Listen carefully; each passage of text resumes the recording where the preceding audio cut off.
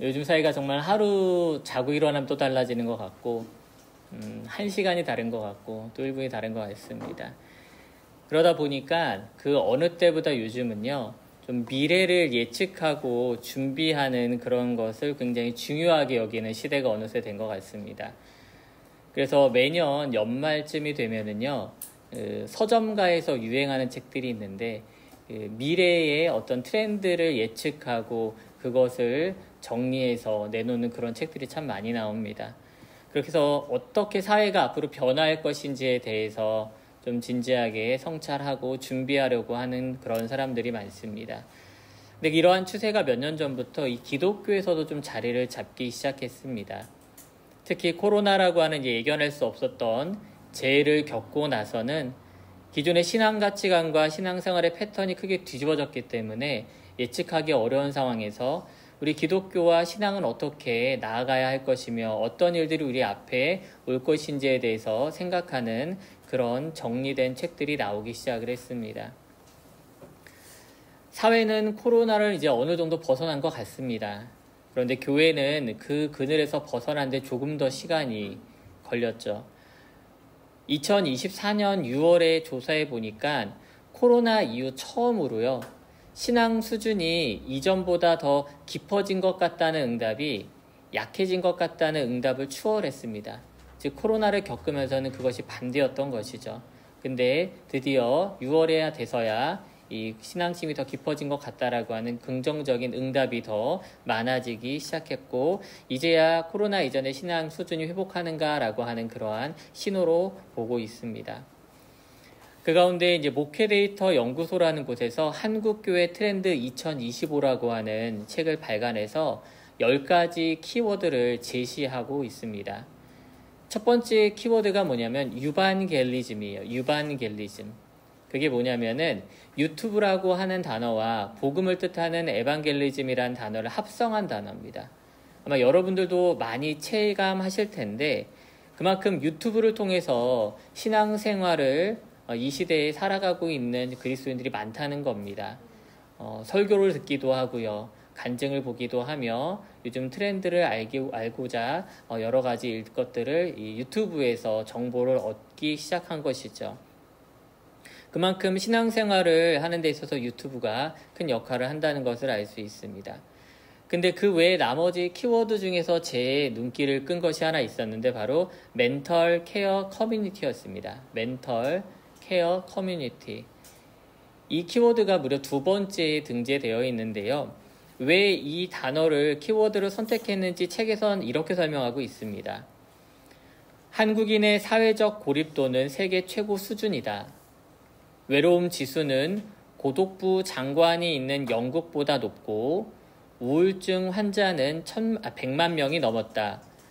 한국 사회에서 스트레스와 우울, 불안 같은 정신적 문제는 이제 일상이 되어가고 있다. 이러한 정신적인 어려움은 교회 안에서도 존재한다. 지난 2주 사이 우울이나 불안감으로 고통스러웠다는 대답을 한 교회 내 성도가 5분의 1 이상이었다. 이에 성도들의 정신건강 문제에 대한 전문가적 시각을 제시할 필요를 느꼈다. 이 책이 전체적으로 다룰 때 2번째로 이 이야기에 대해서 다룬다는 게 얼마나 그 문제를 심각하게 보고 있으며 중요한지에 대해서 말해주고 있는 것입니다. 점차 교회 내 성도들도 정신건강에 어려움을 겪고 있는 상황이 많아지고 있습니다. 이러한 사회현상에서 교회가 이 부분에 대한 경각심을 가지고 예수님이 그러셨던 것처럼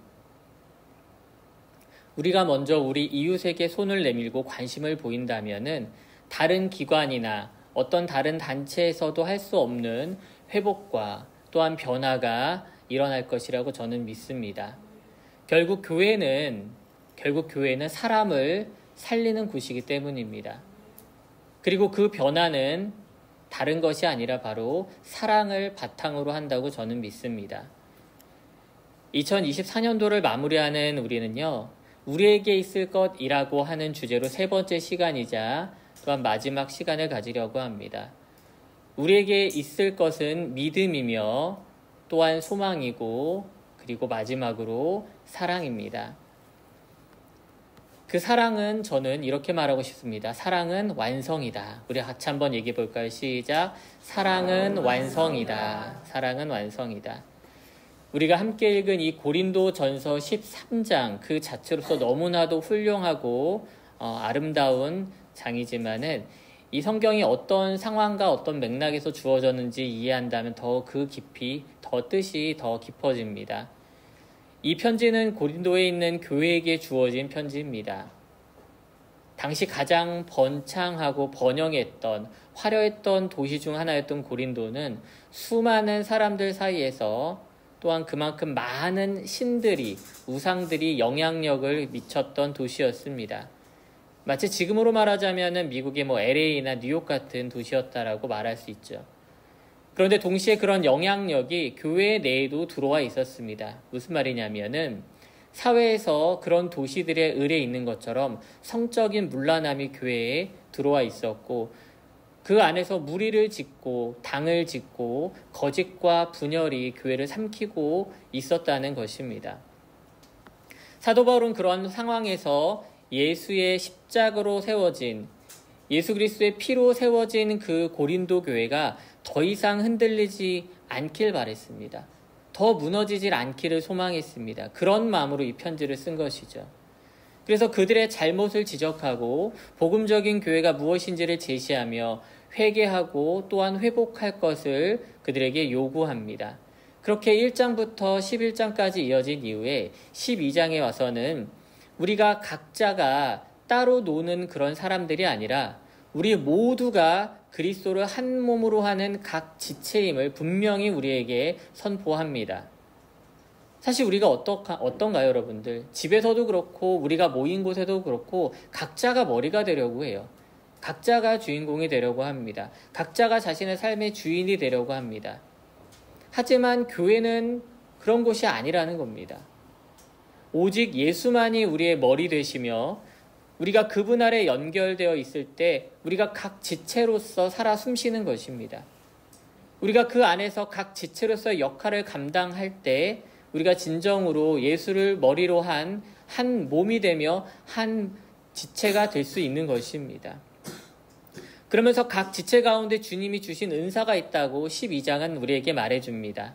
그래서 어떤 이는 가르치는 일로 부르심을 받았고 어떤 사람은 병을 고치거나 어떤 사람은 남을 돕는 은사를 받았다라고 말합니다.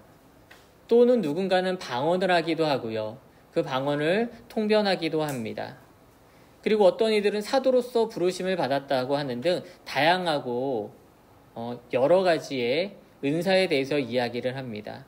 그런데 이 모든 것보다 더 큰 은사가 있는데 그것을 사모하라고, 그게 진짜라고 12장을 마무리하는 것이죠. 사실 방금 제가 말씀드렸던 나열된 다양한 은사들을 보면은 참 받고 싶고 얻고 싶은 은사들이 참 많은 것 같아요.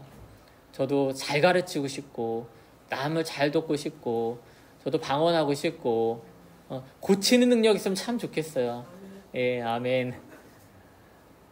그런데 그 모든 은사들을 나열해 놓고 이것도 좋아 저것도 좋아 뭘 골라야 되지 할 그런 사람들에게 아니라고 말해요. 더 큰 은사가 있다고, 그것을 진짜 사모해야 된다고 말합니다. 그게 뭡니까 여러분들? 바로 사랑입니다. 바로 사랑이에요. 그래서 고린도전서 13장에선 사랑에 대해서만 다 이야기하는 것입니다. 모든 은사의 완성이며 또한 모든 것의 끝에 있는 것, 그것이 바로 사랑인 줄 알기 원합니다. 우리 1장에서 3절 말씀을 다시 한번 같이 읽어보겠습니다. 시작. 내가 사람의 방언과 천사의 말을 할지라도 사랑이 없으면 소리나는 구리와 울리는 꽹과리가 되고 내가 예언하는 능력이 있어 모든 비밀과 모든 지식을 알고 또 산을 옮길 만한 모든 믿음이 있을지라도 사랑이 없으면 내가 아무것도 아니요 내가 내게 있는 모든 것으로 구제하고 또 내 몸을 불사르게 내줄지라도 사랑이 없으면 내게 아무 유익이 없느니라. 아멘. 아멘. 사랑하는 여러분, 가장 큰 은사를 사모하시기 바랍니다. 여러분들에게 놀라운 영적 능력이 있는 것도 대단하지만요, 여러분들 결국 사랑이 완성입니다. 사랑이 완성입니다. 반대로 말하면요, 여러분들, 아무리 놀라운 은사를 여러분들이 가지고 있다 해도요, 사랑이 없으면 아무것도 아니라는 겁니다. 겉으로는 화려해 보이고 겉으로는 남들이 부러워할 만한 은사를 가지고 있어도 결국 사랑이 없다면 그 핵심이 빠진 거칠에만 있는 것과 다름이 없습니다. 우리가 흔히 말하는 안고 빠진 빵이요? 칩빵? 맞나요? 단팥빵. 예, 안고 빠진 단팥빵과 다름이 없다는 거예요. 가장에 힘이 빠졌는데 무슨 맛을 내겠으며, 겉이 아무리 화려하고 겉이 아무리 있어 보인다 한들 그 속이 없다면은, 우리 속에 사랑이 없다면은 여러분들이 가지고 있는 100만 가지 은사가 무슨 의미가 있겠습니까? 예수님의 사랑을 기억해 보았으면 좋겠습니다.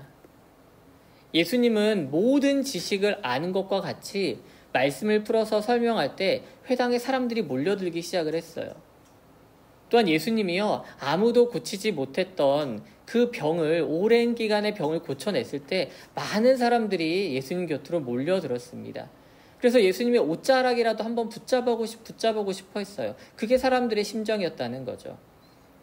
그리고 예수님이 물고기 2마리와 빵 5개로 굶주린 사람들을 먹였을 때 수천 명의 사람들이 함께하고 있었습니다. 이처럼 능력이 있는 곳에 사람들이 몰려들었고 변화되었습니다. 그러나 제가 앞서 말씀드린 그 예수님의 놀라운 능력과 은사들 가운데서도 십자가 위에서 사람들을 향한 하나님의 그 사랑을 증명하셨을 때 그동안 그 수많은 사람들과는 수적으로 비교 안 되는 일들이 일어나기 시작을 했습니다. 병 고친 사람들은 사실 마침내 죽죠. 배불렀던 사람들은 다시 배가 고파집니다.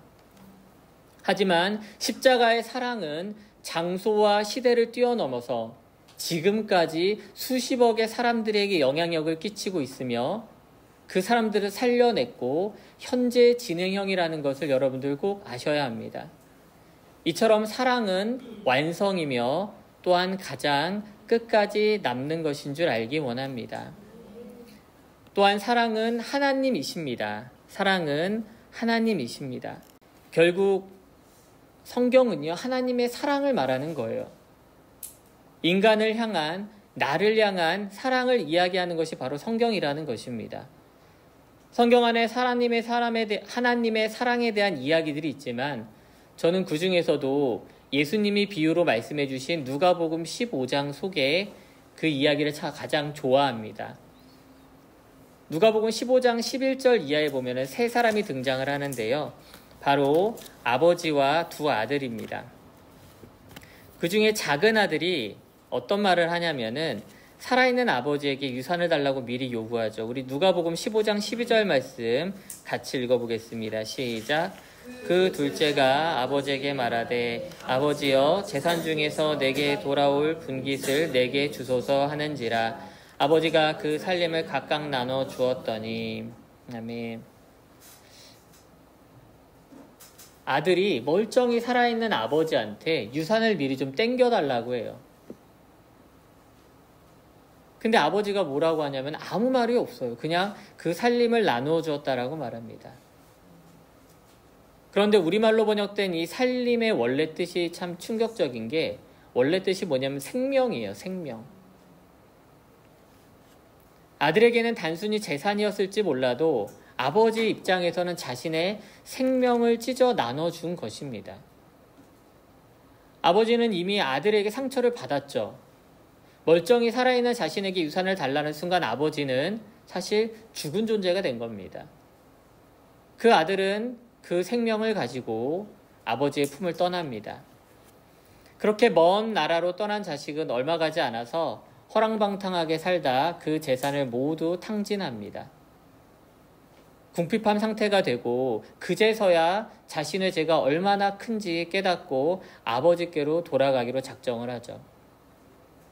차라리 아버지 밑에서 종으로 일하면 굶어 죽진 않겠지. 그래도 아버지는 선량한 주인이었는데 그게 내 처지에 더 낫겠다 싶은 판단으로 다시 돌아갑니다. 하지만 그 마음에는 자식으로 돌아가는 게 아니라 종으로 돌아가겠다는 생각만 하고 돌아와요. 그때 누가복음 15장 20절은 이렇게 말합니다. 우리 같이 읽어보겠습니다. 시작. 이에 일어나서 아버지께로 돌아가니라. 아직도 거리가 먼데 아버지가 그를 보고 측은히 여겨 달려가 목을 안고 입을 맞추니. 놀라운 것은 뭐냐면요. 아들이 작정하고 길을 틀었을 때 자신이 살던 방향이 아니라 가정으로 아버지가 계신 그곳으로 몸을 돌렸을 때 아직 집이 멀어서 잘 보이지도 않거든요. 그런데 아버지는 한눈에 알아본다는 거예요. 아버지는 그 아들을 한눈에 알아보고 맨발로 뛰어 나온다는 겁니다. 그 얘기는 뭐예요, 여러분들? 아버지가 아들이 떠난 뒤로 그 방향만 쳐다보고 있었다는 거예요. 단 하루도 단 한 시간도 놓치지 않고 그 아들이 돌아오기를 바랐다는 것입니다. 그래서 남들은 정말 못 알아볼 정도로 심지어 다가오는 아들도 저게 우리 집인가 하는 그러한 의구심이 드는 그 순간에 아버지는 먼저 알아차리고 맨발로 뛰어나와 그 아들을 맞이했다라는 겁니다. 아버지에게 더 이상 체면은 없었어요. 다른 사람들이 어떻게 쳐다보든지 간에 뛰어나갔고 그를 품에 안았습니다. 아마 아들이 가장 놀랐을 거예요. 아버지께 어떻게 죄를 빌지, 어떻게든 품꾼이라도 좀 써달라고 말을 할지 고민을 하면서 왔을 텐데 또 아버지가 만나면 나를 반쯤 때려 죽이면 어떡하지? 그런 생각을 했을지도 몰라요. 그래도 당연히 맞아야지, 그래도 당연히 욕을 싸 먹어야지 했을 텐데 도리어 아버지가 맨발로 뛰어나와 그를 품에 안았기 때문입니다. 아들의 회개와 반성의 말에 아버지는 말이 아니라 행동으로 보여주세요. 행동으로. 누가복음 15장 22절에서 24절 말씀 우리 같이 읽겠습니다. 시작. 아버지는 종들에게 이르되 제일 좋은 옷을 내어다 입히고 손에 가락지를 끼우고 발에 신을 신기라. 그리고 살진 송아지를 끌어다가 잡으라. 우리가 먹고 즐기자. 이 내 아들은 죽었다가 다시 살아났으며 내가 잃었다가 다시 얻었노라 하니 그들이 즐거워하더라. 아멘. 아멘. 아버지께는요, 여러분들, 아버지께는 아들의 몰골이 어땠든지 간에 어떤 상황이든지 간에 살아 돌아왔다는 게 중요한 거예요. 살아 돌아왔다는 게. 그래서 내 품에 다시 안을 수 있다는 것 그 자체가 감격이고 감동인 것입니다. 그리고 그를 어떻게 하십니까? 아버지는 머리부터 발끝까지 다시 아들로 만드십니다. 자녀로 만드세요. 떠날 때는 죄인이었지만 다시 돌아올 때는 자식이 된 것이기 때문입니다. 오늘 고린도전서 13장에서 말하는 사랑, 그 사랑을 구체적으로 설명한 게 4절부터 다시 7절인데요. 제가 방금 나누었던 이 누가복음 15장의 비유와 잘 맞아떨어지는 것 같습니다. 4절을 시작할 땐 이렇게 말하죠. 사랑은 오래 참고, 그리고 사랑에 대해서 이야기하다가 마지막 7절에서 다시 이렇게 마무리합니다. 사랑은 모든 것을 참으며 모든 것을 믿으며 모든 것을 바라며 모든 것을 견디느니라. 아멘. 아버지가 사랑이십니다. 사랑이 하나님 그 자체인 줄 믿으시기 원합니다. 여러분들이요, 어디에 있든지 어느 방향을 바라보고 있든지요, 하나님은 여러분을 향해 있으며 여러분을 기다리고 계십니다. 여러분들이 가던 그 죄의 길에서 돌아서는 순간 하나님은 버선발로 뛰어나가 여러분들의 모든 죄를 씻어주시고 자녀의 옷으로 갈아입혀 주시며 또한 살찐 송아지로 먹이시고 함께 즐거워하십니다. 그게 아버지시며 그게 하나님이시고 그것이 사랑입니다.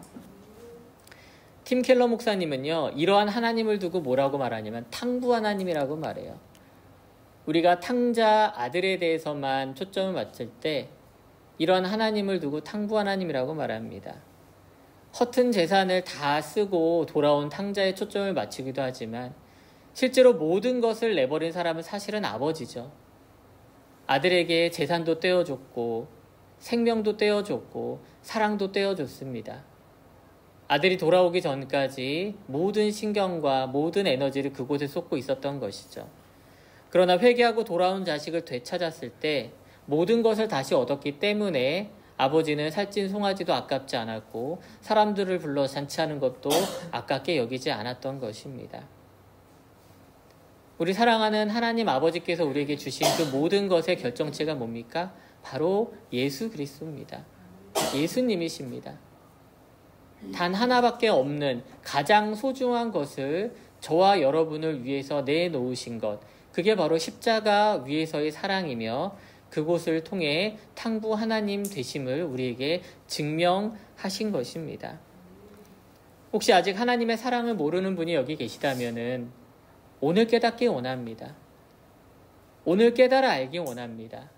그 하나님께서 여러분들을 지금도 기다리시며 지금도 품에 안길 바라시며 하나님께서 지금도 여러분들을 여전히 사랑하고 계십니다. 오늘 말씀을 마무리하겠습니다. 여러분들, 사랑은요, 그 다른 것에 가해지는 것이 아니라 그 자체로서 완성임을 다시 한번 알기 원합니다. 수많은 은사가 있고 수많은 능력이 있고 그러면 뭐랍니까? 그리스도인들에게 사랑이 없다면 아무런 소용이 없습니다. 우리에게 믿음과 소망이 있을지라도 진정한 사랑이 없다면요, 완성될 수 없습니다. 이 사랑의 은사를 가장 먼저 사모하며 바라는 우리 모두가 되기를 주님의 이름으로 축복합니다. 또한 하나님은 사랑이십니다. 하나님이 사랑이십니다. 우리가 말하는 세상의 수많은 사랑은요, 사실 하나님의 일부분일 뿐이에요. 친구 간의 사랑, 연인 간의 사랑, 부모와 자식 간의 사랑도 다 하나님의 사랑이 반영된 조각조각들입니다. 저는 궁극적인 사랑은 결국 하나님밖에 없다고 믿습니다. 우리가 알고 있는 모든 사랑의 결정체는 하나님밖에 없으며 그 하나님의 사랑이 바로 십자가 위에서 증명되었음을 알기 원합니다.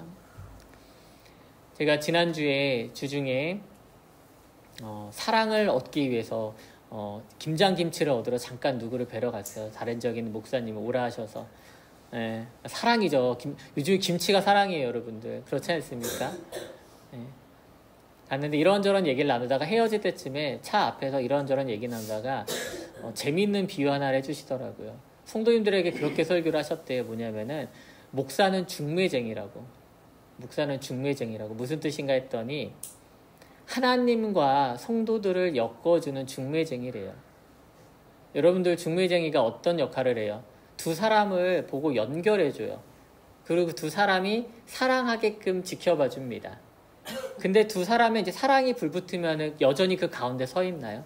아닙니다. 쏙 빠집니다. 빠져야 돼요. 그리고 그 두 사람만이 남을 수 있게끔 더 확실하게 사랑의 결실이 맺게끔 지켜보고 축복하며 기도하는 게 중매쟁이 역할이 아닌가 싶습니다. 그러니까 저도 그 얘기를 듣고 맞다. 목사는 그 역할을 하는구나. 하나님의 사랑이 너무 큰 거를 전달해주고 또한 그 사랑이 우리 성도들을 어떻게 변화시키며 하나님의 사랑이 어떻게 반응해야 할런지 연결해주는 중매쟁이가 돼야 되는구나. 마침 이번 주 사랑에 대한 말씀을 준비하면서 그 비유를 얘기해 주신 목사님께 너무 감사했어요. 그러면서 하나님의 사랑은 너무 크고 큰데 우리가 그걸 어떻게 할 수 있을까? 제 입술로 어떻게 그것을 고백하고 그것을 어떻게 나타내겠습니까? 부디 바라건대 우리 귀한 성도님들 한 명 한 명이 오늘 미처 다 다루지 못한 하나님의 사랑을 말씀을 통해서 삶을 통해서 더 깊이 알아가길 원합니다. 그래서 심지어 제가 없더라도 정말 하나님의 사랑이 크시구나 하는 것을 날마다 스스로 알아가며 또한 그 삶 가운데 충만하게 사시길 주님의 이름으로 축복합니다. 아멘.